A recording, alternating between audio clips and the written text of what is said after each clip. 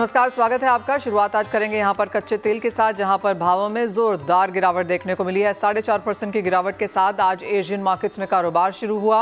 वो इसलिए क्योंकि इजराइल ने ईरान पर अटैक तो किया वीकेंड पर, लेकिन ऑयल और न्यूक्लियर फैसिलिटीज़ को नहीं किया, और उसका एक प्रीमियम हमने जो मार्केट्स में बनता हुआ नजर आया था वो बढ़ता हुआ दिखा। साथ ही साथ बात करेंगे यहाँ पर सोने और चांदी की, जहाँ पर मुनाफा वसूली के साथ इस हफ्ते की शुरुआत हुई है। अपने ऑल टाइम हाई से सोना और चांदी दोनों यहाँ पर खासे गिरे हैं। किस तरह से आपको यहाँ पर खरीदना चाहिए, करना चाहिए निवेश, इसके ऊपर भी करेंगे चर्चा।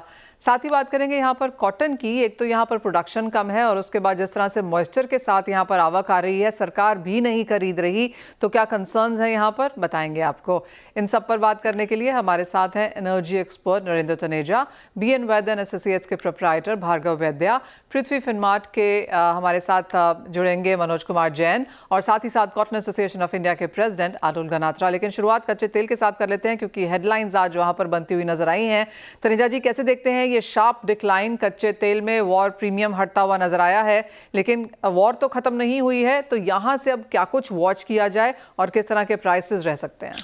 नहीं, देखिए, तेल के बाजार को वॉर का जो बात थी उसको काफी हद तक वो फैक्टर इन कर चुका था। तेल बाजार को चिंता इस बात की एस्केलेट ना हो जाए, ऐसा ना हो कि इजराइल जो है वो ईरान के तेल और गैस के ठिकानों पर हमला कर दे, और उसके बाद ईरान जो है वो अन्य देश जो पास के खाड़ी के देश हैं उनके जो तेल के ठिकाने हैं, जैसे सऊदी अरब है, आबू धाबी है, कतार है, उन पे हमला ना कर दे। अब बाजार थोड़ा आश्वस्त हो गया है कि ऐसा नहीं हो रहा, कि भाई अब एस्केलेशन नहीं होगा, जो भी है वो एक दूसरे पे मिसाइल डाल देंगे, हमले कर देंगे, लेकिन जो काफी हद तक जो है जिसकी सूचना वो एक दूसरे को पहले ही आजकल दे रहे हैं या मित्र देशों को दे देते हैं।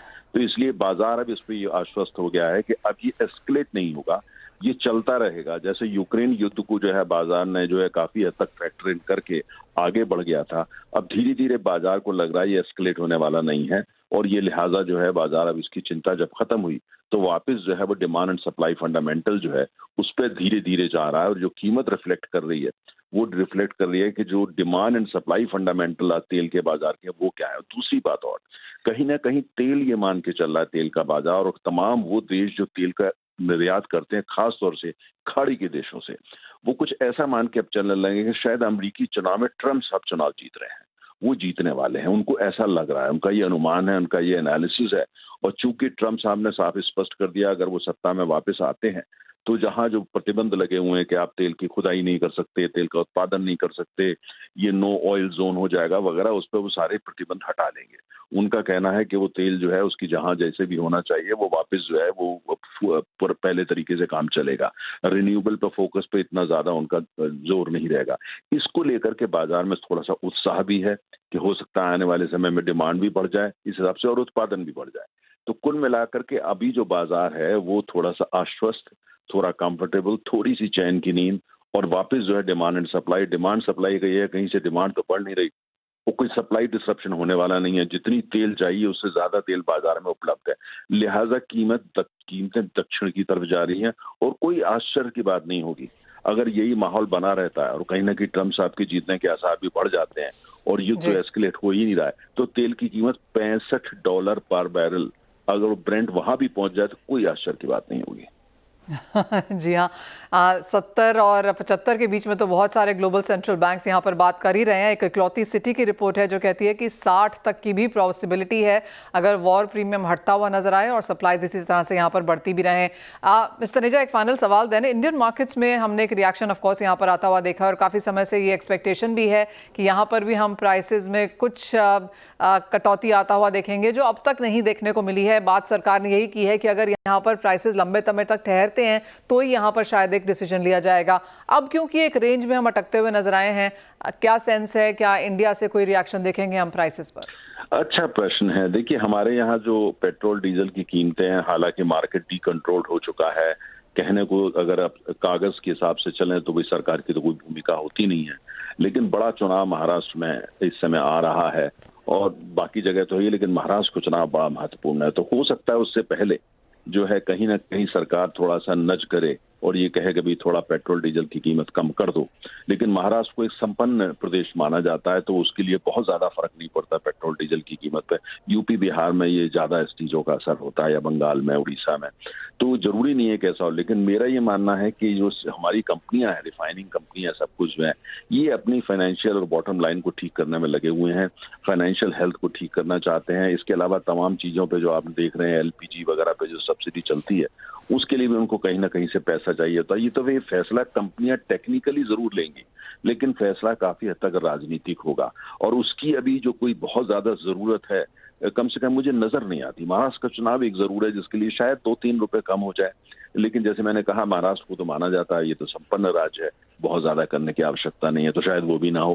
क्योंकि जो कीमत है, अगर $65, जैसे आपने सिटी बैंक की बात करी, वो 60 की बात करें। तेल बाजार में हमारे जो सर्कल है क्लोज, उसके अंदर भी बहुत से लोग अब 60 की बात करने लगे। लेकिन मैं भी थोड़ा सेफ प्ले कर रहा हूँ, मैं 65 पे भी लेके चल रहा हूँ। 65 पे पहुंचने देंगे, फिर देखेंगे ओपेक क्या रिएक्ट करता है, रशिया की रिएक्शन क्या होती है, उसके बाद जो देखा जाएगा कि $60 की बात होती है नहीं। लेकिन फिलहाल ऐसा लग रहा है कि $65 पर बैरल ब्रेंट उस दिशा में जा रहा है, जो भारत जैसे बड़े आयातक देश के लिए मुझे लगता है अच्छी खबर है। वो उपभोक्ता को उसको कितना फायदा होगा, ये एक अलग बहस है।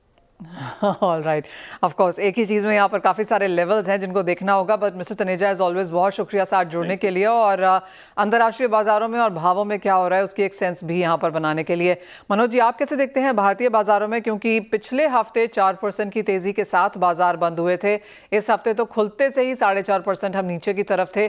कुछ लोगों ने इस गैप डाउन में नुकसान भी उठाया होगा, कुछ ने मुनाफा भी, लेकिन करंट लेवल्स पे क्या करें? नमस्कार मनीषा जी, बिल्कुल यहाँ पे जो अनिश्चितता बनी हुई थी कि इजराइल जो है वो रिटेलिएट करेगा ईरान के ऊपर, तो कहीं ना कहीं वो अनिश्चितता काफी हद तक जो है समाप्त होती हुई नजर आई है। और दूसरा, यहाँ जिस तरह से जो बातें निकल कर आ रही है कि जो ईरान के ऑयल फैसिलिटीज है वहां पे अटैक जो है नहीं होगा इजराइल की तरफ से, तो उसी के चलते हम जो वॉर प्रीमियम है वो ईज होते हुए देख रहे हैं। तो एक दायरे का ट्रेड जो है आने वाले दिनों में यहाँ देखने को मिल सकता है। एक जो रिस्क प्रीमियम है वो ईज होता हुआ नजर आया है। तो हमारा मानना है कि भारतीय बाजारों में जो कच्चे तेल का नवंबर वायदा है वो कहीं ना कहीं 5,650 के आसपास जो एक सपोर्ट जो है लेता हुआ नजर आएगा। तो वर्तमान लेवल से और 125 रुपए तक की गिरावट यहाँ देखने को मिल सकती है। लेकिन कहीं ना कहीं निचले स्तरों पर हमारा मानना है कि फिर एक बार बेस जो है वो बनता हुआ नजर आएगा, और कुछ दिनों के लिए कीमतें 5,650 से 6,000 के दायरे में जो है रह सकती है। तो अगर यहाँ पे निचले लेवल्स के आसपास अगर कीमतें आती है अगले 1 से 2 सेशन में, तो वो एक अच्छा लेवल होगा बाइंग के लिहाज से, क्योंकि जो चाइना के जो स्टिमुलस मेजर्स है वो कहीं ना कहीं निचले स्तरों पर कीमतों को फिर सपोर्ट जो है वो करते हुए नजर आएंगे। हमारा मानना है कि WTI के लिए $66 जो एक अच्छा सपोर्ट माना जाएगा, और उस लिहाज से भारतीय बाजारों में 5650 के आसपास के स्तर मिले तो फिर वहां पे निचले स्तरों पर बाइंग की जा सकती है। ओके, तो कुछ निचले स्तरों में यहाँ पे खरीदारी की उम्मीद है, लेकिन आपको बता दें कि ये जो आज की गिरावट है इसने कच्चे तेल को ऑन द वीक भी यहाँ पर अंदर नेगेटिव ला दिया है। और अगर इस साल का चार्ट देखें तो 5 से 7% की गिरावट अब कच्चे तेल में इस साल के लिए YTD के लिहाज से दर्ज की जा चुकी है। तो काफ़ी सारी कमोडिटीज़ में एनर्जी एक ऐसा काउंटर अब बनता हुआ नजर आया है, एक ऐसा सेगमेंट है जहाँ पे इस साल हमने भाव यहाँ पर गिरते हुए देखे हैं। चलिए, तो बात हुई कच्चे तेल की, लेकिन अब सोने चांदी की तरफ देख लेते हैं जहाँ पर भी मुनाफा वसूली है। हमारे साथ भार्गव वैद्य जी जुड़ चुके हैं।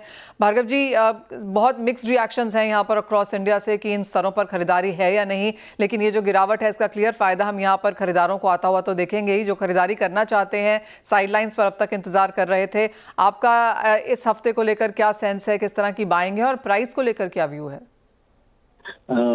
आपका प्राइस के बारे में हमारे प्रीवियस स्पीकर्स को सुन के मुझे थोड़ा एंथुसियाज्म हुआ है कि वॉर प्रीमियम हटने के आसार दिखने लगे हैं। मैं बुलियन में थोड़ा टाइम लगेगा, बिकॉज उसमें ज्यादा कॉम्प्लिकेशन होते हैं, एंड सेफ हेवन स्टेटस तो उसका रहता ही है। तो वॉर प्रीमियम कम होंगे तो बहुत थोड़े नीचे आएंगे, हिंदुस्तान में 2-3 हजार के आ सकते हैं। मगर इंडिया में बाइंग के रिपोर्ट्स मीन्स क्वांटिटी वाइज तो कम ही होंगे, क्योंकि प्राइस बहुत ज्यादा है compare to what it was last year.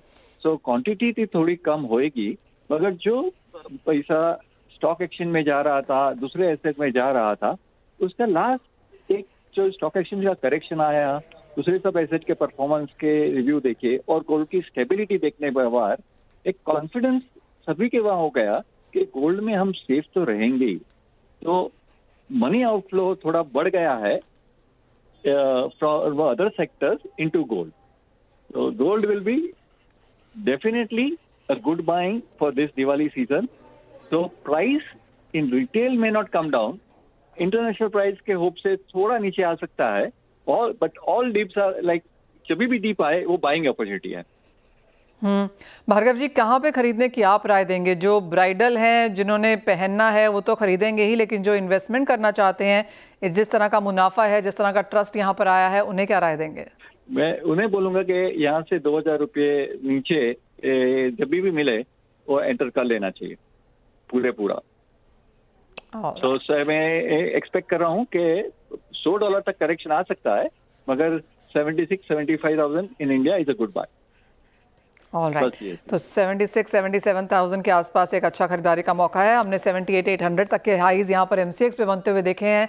Spot में तो ऑफ कोर्स यहाँ पर 80,000 के लेवल भी देखने को मिले थे, लेकिन जो मुनाफा वसूल लिया है, जैसे भार्गव जी कह रहे हैं, खरीदारी के लिए बेहतरीन है. बहुत शुक्रिया भार्गव जी, साथ जुड़ने के लिए, उन सब चीज़ों को एनालाइज भी करने के लिए. एक ब्रेक का समय है, जब लौटेंगे तो बात करेंगे एग्रो कमोडिटीज़ की. ऑफ इंडिया के प्रेसिडेंट अतुल गनात्रा जुड़ चुके हैं. अतुल जी नमस्कार. आपसे पिछली बातचीत में मुझे याद है हम कह रहे थे कि फसल इस बार कम है, उसके बावजूद भी प्राइसेस कम हैं, क्योंकि जो क्वालिटी है कॉटन की वो बेहतर नहीं है, नमी उसमें ज़्यादा है. और अब जो लेटेस्ट खबरें आई हैं उसके हिसाब से हम जानते हैं कि CCI भी कॉटन यहाँ पर नहीं खरीद रहा है. आपने उन्हें एक चिट्ठी भी लिखी है. क्या है डिटेल्स, क्या है मौजूदा हाल, और आगे जाकर आपको क्या लगता है किस तरह के प्राइसेस और डिमांड अब रह सकते हैं?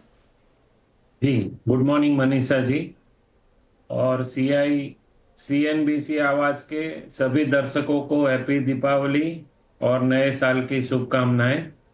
एक्चुअली हमारे को कई फार्मर्स और एक बड़ा FPO है जिसके 30,000 फार्मर्स मेंबर है, उनकी तरफ से काफ़ी लेटर CI को मिले हैं कि हमारा कपास का हार्वेस्टिंग का टाइम हो गया, हमने कपास निकाल लिया है, मगर CCI जो है वो कपास ले नहीं रही है.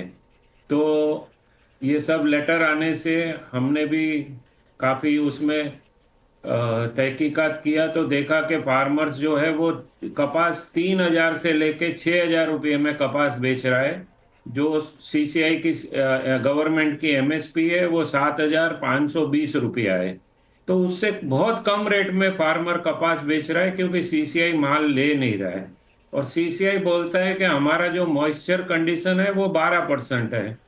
एक्चुअली फार्मर का फॉल्ट नहीं है, भगवान ने लास्ट 15 दिन में इतना बारिश डाल दिया अनटाइमली कि उससे कपास में मॉइस्चर बढ़ गया है जो नेचुरल है.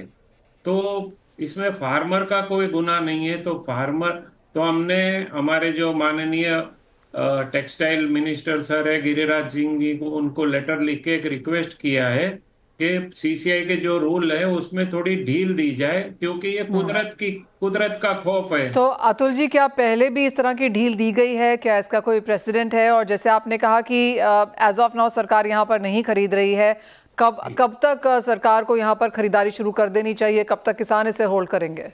जी देखिए, किसान क्या है कि ये गीला कपास है वो होल्ड नहीं कर सकते हैं, उनके घर में नहीं रख सकते हैं, उनको ये माल बेचना पड़ेगा.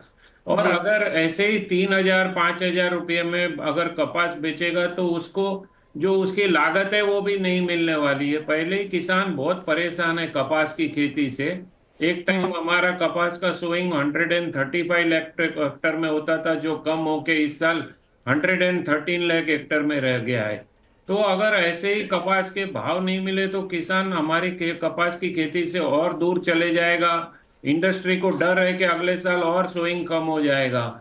इससे क्या होगा मनीषा जी, फिर हम इंपोर्ट पे डिपेंड रहेंगे, और जो हमारे इतना मुश्किल से कमाया हुआ फॉरेन एक्सचेंज है वो कॉटन इंपोर्ट के बिल में चले जाएगा. हमारे neighbour country Pakistan, Bangladesh same बहुत खराब पोजीशन है उनकी, और हम भी उस तरफ बढ़ रहे हैं. तो इसलिए हमने गवर्नमेंट को कहा है कि एक इमीडिएटली इंटरवेंट करके CCI को परमिशन देनी चाहिए. अच्छा, हम नहीं कहते CCI लॉस करे, गवर्नमेंट लॉस करे.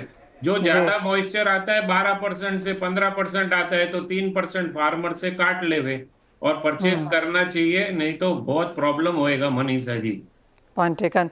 अतुल जी बहुत शुक्रिया साथ जुड़ने के लिए। तो क्लियरली वो एक बड़ी खबर वहाँ पे सामने आती हुई कि कॉटन की हार्वेस्टिंग हो चुकी है, लेकिन जो खरीदारी है, जो रादर जो सेल्स हैं किसानों की तरफ से, वो एमएसपी के काफ़ी नीचे हैं। और साथ ही साथ क्योंकि यहाँ पर सीसीआई की प्रोक्योरमेंट भी नहीं है, मॉइस्चर ज़्यादा है, तो क्लियरली इंडस्ट्री की बातचीत एज ऑफ नाउ सरकार के साथ देखना होगा कि यहाँ पर आगे जाकर किस तरह के स्टेप्स उठाए जाते हैं।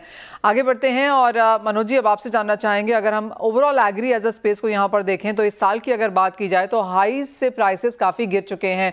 खाने के तेलों को छोड़कर बाकी ज्यादातर कमोडिटी के प्राइसेस में गिरावट ही देखने को मिली है। आपका कोई टॉपिक यहाँ पर?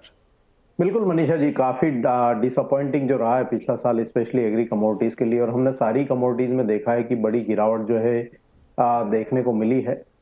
इस वर्ष हमारा मानना है कि यहाँ पे ओवरऑल एग्री कमोडिटी स्पेस में कोरिएंडर जो है वो बेहतर लगता है। पिछले साल भी हमने इसमें बाइंग रिकमेंडेशन किए थे, लेकिन 8,400 के स्तर से फिर यहाँ पे गिरावट जो है वो देखने को मिली थी। इस वर्ष हमारा मानना है कि सोइंग जो है वो लगभग 25 से 30% जो है वो कम हो सकती है, क्योंकि दूसरे जो रबी के क्रॉप है वहां पे रिम्यूनरेटिव जो क्रॉप दूसरी बेहतर रहेगी, तो उस लिहाज से थोड़ा प्रोडक्शन कम रह सकता है। तो यहाँ पे 7,200 से 7,000 के दायरे में कोरिएंडर में जो है बाइंग की जा सकती है अगले साल के लिए। हमारा मानना है कि 8,350 तक जो है ऊपरी स्तर फिर एक बार इस कमोडिटी में देखने को बन सकते हैं, और 6,550 का स्टॉप लॉस एक जरूर यहाँ पे लगाना चाहिए। और बहुत क्विकली, और मेटल्स में अगर कुछ आज करना हो तो कहाँ करने की राय देंगे? मेटल्स में मनीषा जी यहाँ पे एल्यूमिनियम बढ़िया लगता है। इवन जो टॉप पिक भी मेटल पैक में एल्यूमिनियम लगती है अगले साल के लिए। और हमारा मानना है कि यहाँ पे 280 तक जाने का जो है ये मेटल जो है मादा रखता है। तो एल्यूमिनियम में यहाँ डिप्स में बाय करके चलना चाहिए। जो नवंबर का कॉन्ट्रैक्ट अभी 240-41 के आसपास ट्रेड हो रहा है, 230 के रेंजेस में आए तो यहाँ पे जो है ग्रेजुअली बाइंग करना चाहिए। और वर्ष के लिए जो स्टॉप लॉस रहेगा वो 218 का रहेगा, और 280 तक के जो स्तर है इसमें नेक्स्ट ईयर देखने को मिल सकता है। ऑलराइट, तो वो दो बाइंग रिकमेंडेशंस मनोज जी की तरफ से। एग्री में कोरिएंडर यानी कि धनिया, और मेटल्स में एल्यूमिनियम खरीदारी करके आप यहाँ पर आगे से चल सकते हैं। मनोज जी बहुत शुक्रिया वो सारी स्ट्रैटेजीज यहाँ पर आज शेयर करने के लिए। लेकिन इसी के साथ फिलहाल इतना ही समय है, हम ब्रेक के बाद फोकस करेंगे इक्विटी मार्केट्स पर।